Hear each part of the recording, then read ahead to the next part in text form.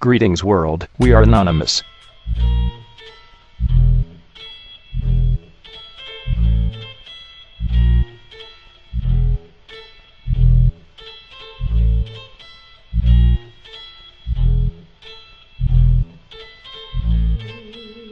Greetings world. This is the president of this great world we call home. President, Anonymous. I am honored to address the world. The link between leadership and learning is not only essential at a community level, it is even more indispensable in world affairs. Ignorance and misinformation can handicap the progress of a city or a company, but they can, if allowed to prevail in foreign policy, handicap this country's security.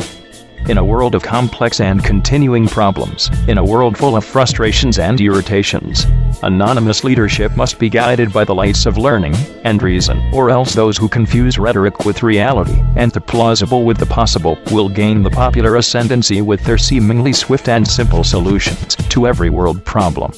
There will always be dissident voices heard in the land, expressing opposition without alternatives, finding fault but never favor, perceiving gloom on every side, and seeking influence without responsibility. Those voices are inevitable. But today, other voices are heard in the land. Voices preaching doctrines wholly unrelated to reality, wholly unsuited for evolution, doctrines which apparently assume that words will suffice without weapons, that vituperation is as good as victory, and that peace is a sign of weakness. At a time when the national debt is so-called was being reduced in terms of its burden on our world, they see that debt as the greatest single threat to our security. At a time when we are steadily reducing the number of federal employees serving every 1,000 citizens, they fear those supposed hordes of civil servants far more than the actual hordes of opposing armies. We cannot expect that everyone, to use the phrase of long ago, talk sense to the people. But we can hope that fewer people will listen to nonsense. And the notion that this world is headed for defeat through deficit, or that strength is but a matter of slogans, is nothing but just plain nonsense. I want to discuss with you today the status of our strength and our security, because this question clearly calls for the most responsible qualities of leadership and the most enlightened products of scholarship. For this world's strength and security are not easily or cheaply obtained, nor are they quickly and simply explained. There are many kinds of strength, and no one kind will suffice. Overwhelming nuclear strength cannot stop a guerrilla war. Formal pacts of alliance cannot stop internal subversion. Displays of material wealth cannot stop the disillusionment of diplomats subjected to discrimination. Above all, words alone are not enough. This world can always be a peaceful world. And where our strength and determination are clear, our words need merely to convey conviction, not belligerence. If we are strong, our strength will speak for itself. If we are weak, words will be of no help. We realize that this world often tends to identify turning points in world affairs with the major addresses which preceded them. But it was not a doctrine that kept all Europe away from America. It was the strength of the British fleet and the width of the Atlantic Ocean.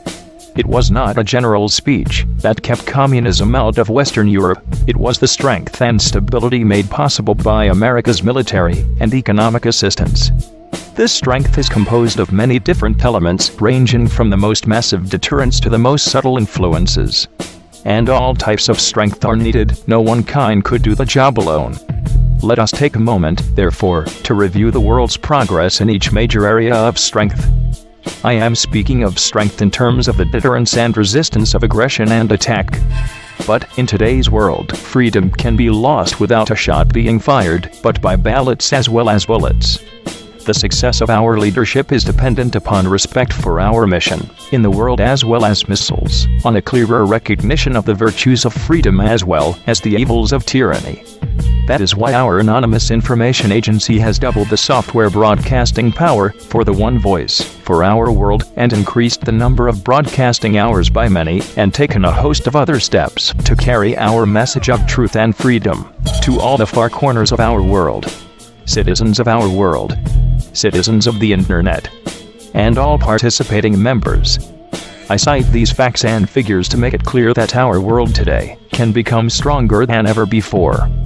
Our adversaries have not abandoned their ambitions, our dangers have not diminished, Our vigilance cannot be relaxed.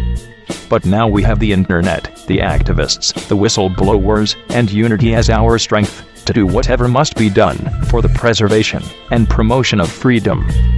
That strength will never be used in pursuit of aggressive ambitions. It will always be used in pursuit of peace. It will never be used to promote provocations. It will always be used to promote the peaceful settlement of disputes. We, in our world, in this generation, are, by destiny rather than choice, the watchmen on the walls of world freedom. We ask, therefore, that we may be worthy of our power and responsibility, that we may exercise our strength with wisdom and restraint, and that we may achieve in our time, and for all time, the ancient vision of peace on earth, goodwill, toward all humanity.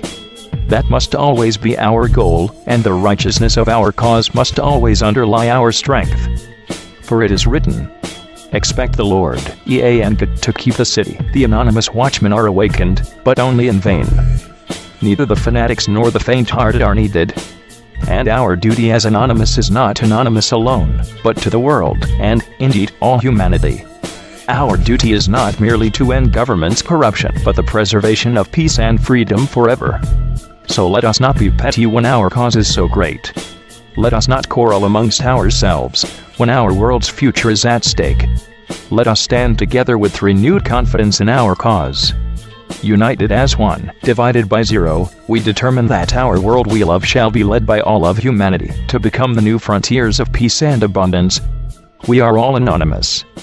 We are legion. We can forgive. We can never forget. Expect all of us.